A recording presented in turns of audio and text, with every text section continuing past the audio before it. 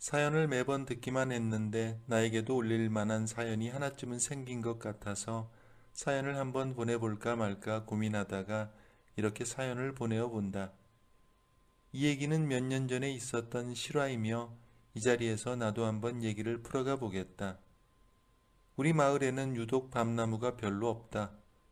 산으로 둘러싸여 있는 구조의 마을이어서 은행나무, 대추나무, 느티나무 등등 다양한 나무들은 많지만 유독 우리 마을에는 다른 마을과 달리 시골에서 볼 수 있는 그 흔한 밤나무를 찾아보기 힘들다. 마을 어귀에 들어서면 이상하리만큼 밤나무 한 그루조차도 없을 정도로 보기 힘들어서 밤을 따라 가려면 마을 뒷산을 조금 타고 올라가야 밤나무를 찾을 수 있으니 말이다. 난 충청도가 고향이지만 현재 서울에서 일하며 생활하고 있다. 주말에 가끔씩 시골집에 내려와 있을 때면 난 부모님의 일을 거들어 주기도 하지만 가끔은 혼자서 가까운 마을 뒷산에 등산을 줄곧 가곤 한다. 그냥 어릴 적 뛰어놀던 마을에 있는 산이어서 그런지 언제나 내가 가는 산은 정겹기만 하다. 때는 6월, 어느덧 이른 더위가 기승을 부리며 뜨거운 뙤약볕이 내리쬐는 초여름이었다. 난 여느 날처럼 한낮에 마을 뒷산에 오르게 되었는데 언제나 그랬듯 산 입구에 들어서니 역시 이곳엔 나밖에 없는 듯하다. 그도 그럴 것이 마을에 위치한 조그만 산이어서 마을 사람이 오지 않는 한 이 산을 찾는 사람은 거의 없다. 지금 이 시간에도 마을 사람들은 제각기 농사일을 하기 바쁘다 보니 더더욱 이 산에는 나밖에 없는 게 어쩌면 당연한 듯 싶으니 말이다. 그런 마음으로 오전 9시쯤에 내가 오른 산은 나밖에 없을 것이라고 생각하며 그렇게 산을 오르기 시작했다. 얼마나 올랐을까? 점점 밤꽃 냄새가 코를 자극하기 시작한다. 남자인 난 꽃향기는 좋아하지만 유독 밤꽃 냄새는 싫다. 그 이유는 남자라면 다 아리라 생각한다. 그래서 6월의 산은 늘 곤욕이다. 산에 오를 때 이 밤꽃 냄새를 정복해야 하는 단점이 있으니 말이다. 그렇게 점점 더 산속으로 들어섰고 산에 온 지 어느덧 10분쯤 지난 것 같았다. 그런데 저 멀리 사람이 보이기 시작한다. 그 모습이 꼭 앉아있는 모습처럼 느껴진다. 마치 나무에 기대어 쉬고 있는 모습 같기도 하고 아니면 나무에서 기도를 드리는 것 같기도 하고 아리송하게 사람이 있는 모습이 보이는 것이다. 사람이 정말 안 오는 이 시각에 나 말고 이 산속에서 누군가 있다는 게 신기한 나머지 난 더 앞으로 사람이 있는 쪽으로 조심스레 다가가 보았다. 혹시 몰라 우회하며 조심조심 사람이 있는 쪽으로 가보니 큰 밤꽃나무 아래에 우리 마을 김할머니가 앉아서 쉬고 있다. 이 할머니가 아침부터 왜 여기에 왔지 하는 생각이 들었지만 산나무를 캐러 왔나 보다 생각했다. 할머니는 무언가 생각에 잠긴 듯 오래도록 밤꽃나무 밑에 앉아 있다. 다가가 인사라도 할까 생각했지만 괜히 나보고 산에서 놀래실 수도 있고 왠지 혼자 계시는 모습이 다 이유가 있다는 생각에 난 그 할머니를 무시한 채 그냥 계속 산에 오르기 시작했다. 그게 바로 김할머니를 산에서 내가 처음 봤었던 일이었다.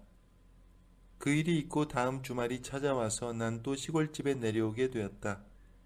언제나처럼 부모님 일손을 조금 거들어주고 이른 저녁을 먹고 시간을 보니 오후 6시였다. 이 시간이면 해가 다 지기 전에 내가 잘 가는 마을 뒷산쯤은 오르고 내려올 수 있는 시간이라 운동도 할 겸 슬슬 산에 오르기 시작했다.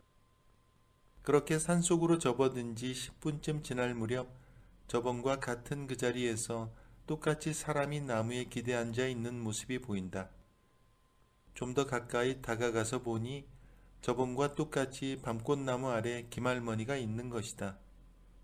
그런데 이번엔 한 손에 무언가를 들고 냄새를 맡는 듯한데 자세히 보니 밤꽃 하나를 꺾어서 손에 쥐고 있었고 그 냄새를 맡고 있다. 그것도 해가 저물어가는 이 시간에 말이다. 김할머니 나이는 올해로 70살에 가까운데 남편과 사별하여 산지 언 40년째이다.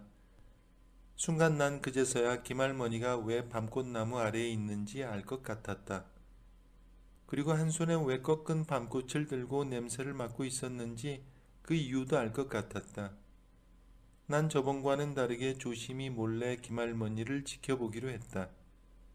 그러던 중 한참을 손에 밤꽃을 쥐고 있던 할머니가 이번엔 일어서더니 밤꽃나무 주변을 한 바퀴 서성이며 다시 또 나무 밑에 주저앉는다. 그리고 이번엔 꺾은 밤꽃을 얼굴에 파묻고 이내 향기를 깊게 들이마시듯 밤꽃 향을 음미하듯 마시는 것이다. 그러면서 긴 한숨을 내쉬면서 그 밤꽃을 코 중앙에 갖다 대고는 이번엔 얼굴을 좌우로 흔들며 향기를 느끼고 있다. 난 생각했다. 70이 넘어도 여자는 여자고 할머니가 되어도 여자구나 싶었다. 그렇게 난 김할머니의 간절한 마음을 조금은 알 것 같아서 조심스레 김할머니 곁으로 다가갔다. 할머니 안녕하세요 라고 인사를 드리니 경수구나 이 시간에 산에를 다 왔네 라고 내게 말씀을 하신다. 그래서 난 네 잠깐 저녁 먹고 운동하러 왔어요 라고 대답을 했다. 그렇게 짧게 인사를 한 뒤 난 호기심이 발동해 할머니에게 물었다. 할머니 밤꽃 향기 정말 좋아하시나 봐요 라고 물으니 할머니는 화를 내시거나 대답을 안 하실 법도 한데 암 좋지 라고 그러시면서 일찍 서방 보내고 혼자 살다 보면 밤꽃 향기가 늘 반갑고 그립다고 하는 것이다. 그래서 밤꽃이 피는 6월에서 7월은 농사일도 제쳐둔 채 이렇게 아침 점심 저녁 한 번씩 찾아와서 그 밤꽃 향기를 맡으며 과부의 허기진 마음을 달래듯 스트레스를 푼다고 하니 역시나 다 늙어도 여잔 여자구나 싶었다. 그리고 그 나이에도 밤꽃 향기를 좋아하는 거 보면 아직도 남자를 상대할 수 있겠구나 하는 생각마저 들었다. 그렇게 김할머니는 나랑 이런저런 대화를 나누었는데 매번 마을에서 오며 가며 보던 김할머니에게서 이런 깊은 사연이 있을 줄이야. 김할머니를 안다고 생각했지만 난 김할머니에 대해서 그동안 깊게 잘 몰랐었구나 하는 걸 새삼 느끼게 됐다. 그 순간 할머니가 잠시 나를 한번 쓱 보더니 우리 영감 젊었을 때가 생각난다면서 그땐 참 힘 좋고 좋았는데 이렇게 자기만 두고 일찍 떠날 줄은 몰랐다고 말한다. 난 그런 할머니에게 왜 재혼하시지 않으셨냐고 물으니 재혼이 어딨냐며 시골에서 재혼하는 게 당시에 쉬웠겠냐고 말한다. 그 말을 들으니 왠지 모르게 난 조금은 김할머니를 이해할 수 있을 것 같았다.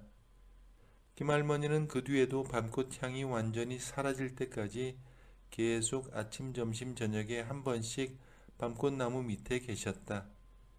그 향기를 맡으며 돌아가신 할아버지를 생각하고 있는 할머니를 생각하니 왠지 모르게 내가 뭔가를 도와드리고 싶었지만 할머니가 먼저 말하지 않는 한 내가 먼저 나설 일은 아닌 것 같다는 생각이 들었다. 그리고 고향 마을에 내려올 때면 김할머니가 밤나무 아래에 계실지 안 계실지 궁금함이 밀려왔다. 내 예상처럼 김할머니는 밤꽃이 한참 피는 6월과 7월에 늘 뒷산에 있는 밤꽃나무 아래에 계셨고 난 그럴 때마다 할머니에게 다가가 인사를 드렸다. 그렇게 가끔씩 찾아온 고향 시골집에서 난 마을 뒷산을 올라갈 때면 그 밤나무 밑에 앉아 계시는 김할머니를 여지없이 발견했고 밤꽃 향기가 완전히 사라질 8월쯤이 돼서야 김할머니는 산에서 보이지 않았다. 그때부터 김할머니는 산에 가시는 게 아닌 그냥 마을에만 계시는 것 같았으니 말이다. 어느 날 난 밤꽃 향이 저물어가는 시기에 고향집에 내려와 김할머니 집 앞으로 찾아가 보았다. 어스름이 지는 저녁이 되니 김할머니 집안엔 혼자서 방에 계시는 것 같은 실루엣이 보였는데 그 모습조차도 왜 이렇게 외롭게 느껴졌는지 김할머니가 혼자 사시는 게 왠지 모르게 안쓰럽게 다가왔다. 지금이라도 마음에 맞는 분 만나서 재혼이라도 하셨으면 좋겠지만 사실상 70대 나이에 재혼은 좀 무리가 아닐까 하는 생각도 든다. 모쪼록 김할머니가 밤꽃나무 없이도 행복하셨으면 하는 바람이다. 할머니 오래오래 건강하세요.